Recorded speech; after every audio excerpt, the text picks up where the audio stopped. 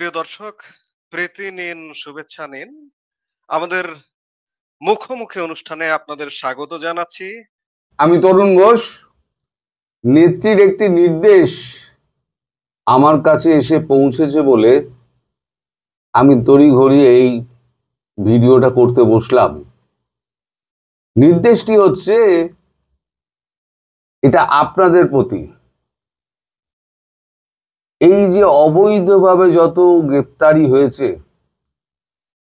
কোন জেলে আওয়ামী লীগের কত নেতা কর্মী বন্দী আছেন মিথ্যে মামলায়, এগুলো একটুখানি আপনারা দেশের মানুষ, আওয়ামী লীগের মানুষ, আপনারা একটা তালিকা করে আমার কাছে পাঠিয়ে দেবেন।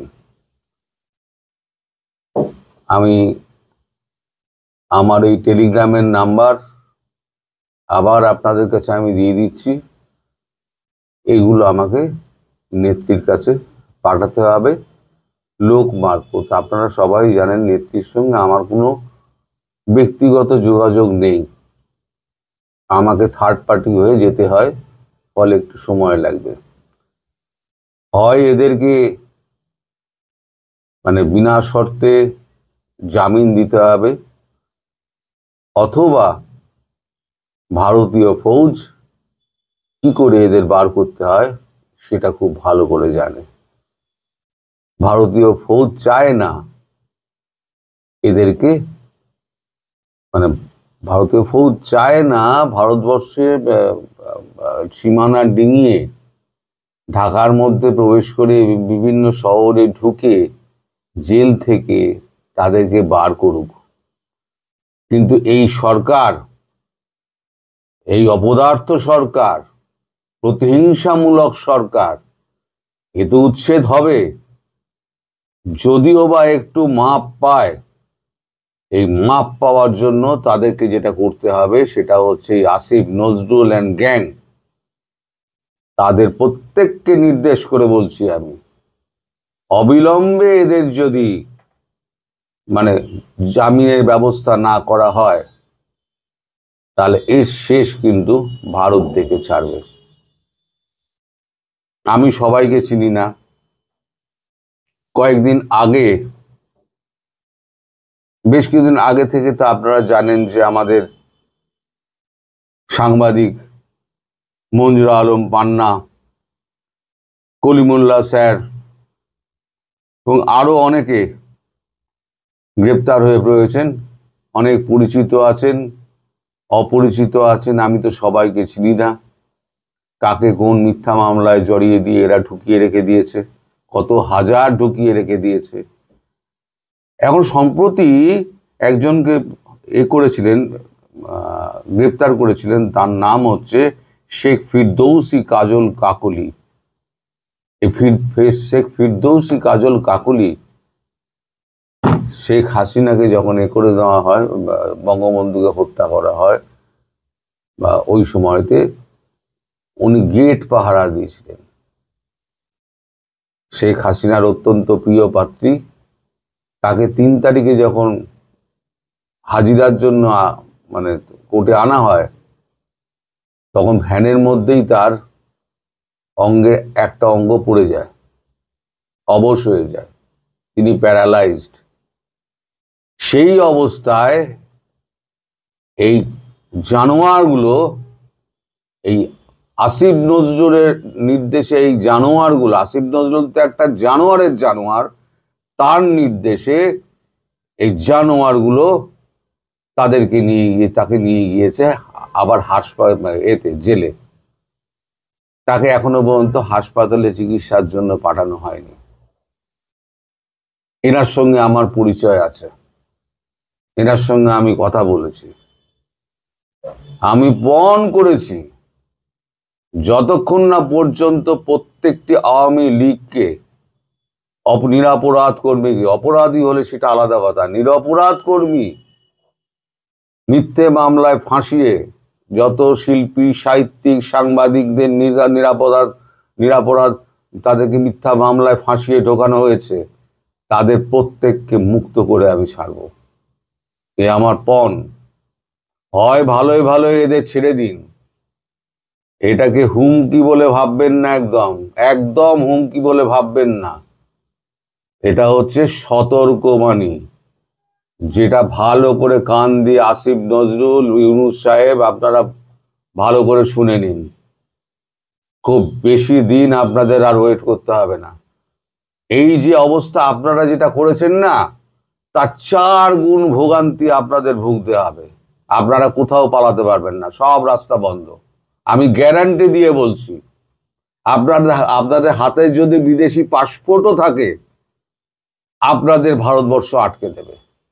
ওই বিদেশি পাসপোর্ট দেখিয়ে আপনাদের মতো ক্রিমিনালদের ভারতবর্ষ কিন্তু মানে দেবে না, ওই পালানোর সুবিধে করে দেবে না। এয়ারপোর্ট ইমিগ্রেশন ওই যে ঢুকিয়ে দেবে, ওখান থেকে সোজা হচ্ছে দমদম সেন্ট্রাল জেল অথবা আলিপুর সেন্ট্রাল জেল। তারপর কবে যে সূর্যের মুখ দেখবেন তার কোনো ইয়ত্তা নেই। আর দেশের মুখ দেখতে পাবেন কিনা এ জীবনে, সে সম্পর্কে কিন্তু পুরো ধোঁয়াশাই থেকে যাবে আপনার জীবনে। আপনারা যত অপরাধ করেছেন, যত অন্যায় করেছেন, সব হিসেব কিন্তু দাঁড়ি পাল্লায় মেপে তুলব আমরা। আপনারা মনে করেছেন বাংলাদেশটাকে লুটে পুটে খাবেন? বাংলাদেশ কি লোটার জায়গা? কোথায় গেল আপনাদের সংস্কার? সংস্কারের তো নামগন্ধ দেখি না। আপনারা অর্থকে একেবারে জলের মতো উড়িয়ে দিয়ে দেশটাকে একেবারে চুরি চামারি করে দেশটাকে একদম ফাঁকা করে দিয়েছেন, কলকারখানাগুলোকে জ্বালিয়ে দিয়েছেন, বেছে বেছে আওয়ামী সমর্থকদের আপনারা ঢুকিয়ে দিয়েছেন, হিন্দু অত্যাচার করেছেন, নারী ধর্ষণ করেছেন, ধর্ম পরিবর্তন করিয়েছেন। আপনারা কি করেননি? কোন অপরাধটা আপনারা করেননি? আপনারা কি মনে করেছেন আপনারা ছাড় পাবেন? আপনারা ছাড় পাবেন না। আমি হয়তো দূরে আছি, কিন্তু জানবেন প্রতিনিয়ত আমি যমদূতের মতো আপনাদের তাড়া করে বেড়াবো, যমদূতের মতো তাড়া করে বেড়াবো। আর এটা কোনো হুমকি নয়, এটা হচ্ছে সতর্ক বার্তা। শোধরাবার হলে শোধরান, এদের সমস্ত জামিন দিন, আর আপনারা নিজেরা সেফ থাকার ব্যবস্থা করুন, যাতে ভারতবর্ষের এতটুকু দয়া আপনাদের উপরে হয়।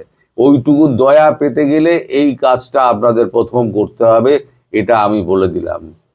আর আওয়ামী লীগের যারা নেতা কর্মী রয়েছেন তাদেরকে আমি আবার অনুরোধ করছি, আপনারা সমস্ত কোন জেলে কত আছে সেগুলো আমাকে, আমি হোয়াটসঅ্যাপ নাম্বার আমি বলে দিচ্ছি, আপনারা লিখুন।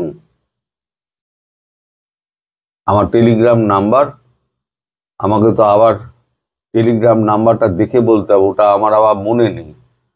আপনারা একটু অপেক্ষা করুন, আমি একটুখানি টেলিগ্রাম নাম্বারটা একটু দেখে নিই, কারণ এটা তো একদম আমি তো খুব একটা ইউজ করি না, ফলে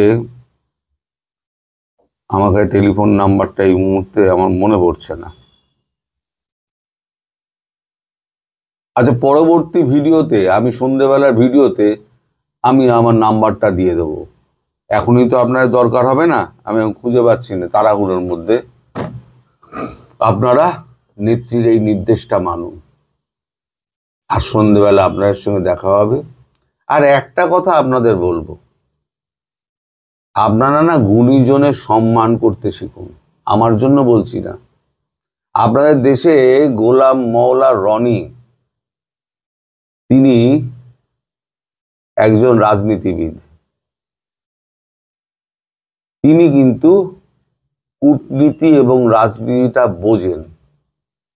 আপনারা তাকে ব্যঙ্গ করে ময়লা রনি অমুক তমুক বলতে পারেন, কিন্তু যে বুদ্ধিমান এবং বিবেচক মানুষ, তারা কিন্তু মানুষ চিনতে পারে। উনি কূটনীতি এবং রাজনীতি যতটা বোঝেন, আমি 1 বছর আগে ওনার একটা কথায় আমি বুঝে গেছিলাম, যে নরেন্দ্র মোদীর সাজানো বাগানে আপনারা ঢুকে পড়েছেন, নরেন্দ্র মোদী কি ছেড়ে দেবে? অনেকেই তার কমেন্ট বক্সে দেখেছিলাম অনেক কুকথা লিখেছেন, ময়লা রনি অনেক কুকথা লিখেছেন, আবোল তাবোল বকে, অমুক তমুক। আপনারা না এই কুয়োর ব্যাং হয়েই থাকবেন, আপনারা মানুষ চিনবেন না। হয়তো ওনার অনেক গন্ডগোল থাকতে পারে, কিন্তু উনি যে রাজনীতি এবং কূটনীতি বোঝেন, আমি এই জন্য ওই লোকটাকে শ্রদ্ধা করি। তাই বলছি, আপনারা মানুষ চিনুন আগে। মানুষ যদি চিনতে পারেন, তাহলে পরে আপনাদের দেখবেন অর্ধেক সমস্যা মিটে গেছে। সবাই, আমি বললাম ময়লা রনিকে আমি চিনিও না, তার সঙ্গে কোনোদিন আমার কথাও হয়নি, কিন্তু যেটা সত্যি সেটা সত্যি। যারা যা জানে, জ্ঞানী মানুষের শ্রদ্ধা করা উচিত। আপনারা সেই শ্রদ্ধাটুকু আপনারা দেখাতে পারেন না, আপনাদের মধ্যে অশিক্ষা ভরা এতটা। আমি ওই ওই যারা লেখে, আমি তাদের কথা বলছি, আমি আপামর বাংলাদেশিদের কথা বলছি না, যারা লেখে আমি তাদের কথা বলছি। যাই হোক, আমার যা বার্তাটুকু দেওয়ার আমি দিয়ে দিয়েছি। আপনারা সবাই আমাকে ওই লিস্টটা জানাবেন, আর আমি ফোন নাম্বারটা সন্ধ্যেবেলার ভিডিওতে আমি স্ক্রিনে রোল করে দিয়ে দেবো, নইলে মুখে বলে দেবো। এটাতে তো এডিট করা যায় না, আমি ডাইরেক্ট বলে দিই এবং ডাইরেক্ট আপলোড করে দিই। আমি বলে দেবো 3-4 বার, আপনারা খাতা কলম নিয়ে রাখবেন, একদম নাম্বারটা আপনারা তুলে নেবেন এবং ওই নাম্বারে আমাকে জানিয়ে দেবেন, আমি ওটিকে ফরওয়ার্ড করে দেবো। সবাই ভালো থাকবেন, সুস্থ থাকবেন এবং সাবধানে থাকবেন। নমস্কার।